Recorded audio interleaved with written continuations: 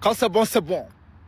Au niveau de l'AIS, il y a des très bonnes nouvelles de ce 27 février 2026.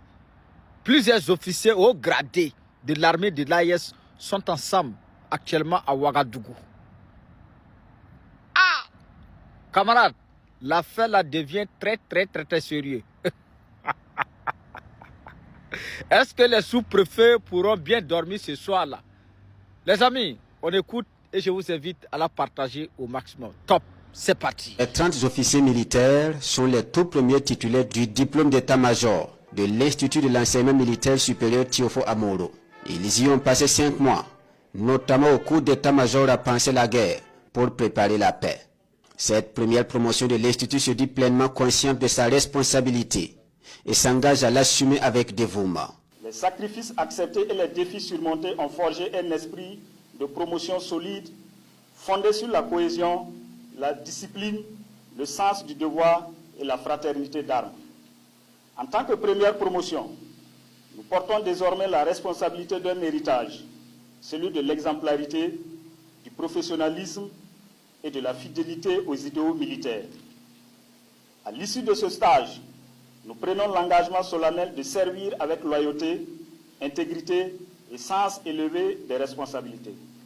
Nous nous engageons à mettre en œuvre les enseignements reçus avec rigueur, discernement et esprit de sacrifice au service exclusif de la nation et de la défense de son intégrité territoriale. Un engagement résultant des connaissances acquises grâce à des cours théoriques et pratiques. Au-delà des salles, ces officiers ont effectué un voyage d'études au Niger, mais pas que. Bien avant, ils sont allés à Péni et à Numundara, sur les traces de Théophile Amoro, le chef de guerre dont l'Institut porte le nom. Une rupture avec les modèles standards pour s'inscrire dans la vision de la révolution progressiste populaire. Nous tenons une fois de plus à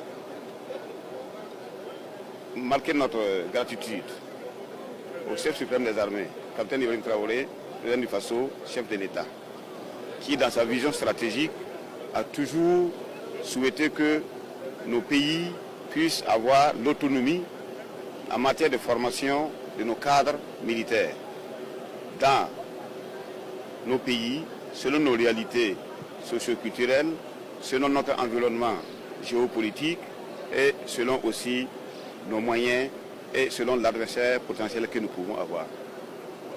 C'est désormais chose faite. Aujourd'hui, c'est une chose, c'est une réalité. Et nous avons fait la preuve que l'impossible n'existe pas.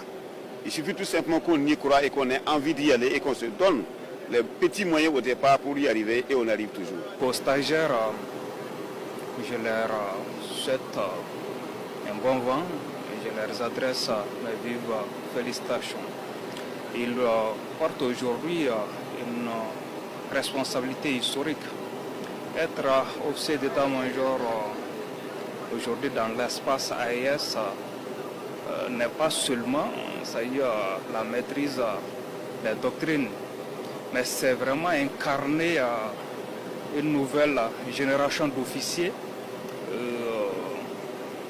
africains profondément attachés à la souveraineté de nos États. Cette sortie de promotion est également un cadre de distinction, au-delà des diplômes, et 3 prix sont décernés aux méritants.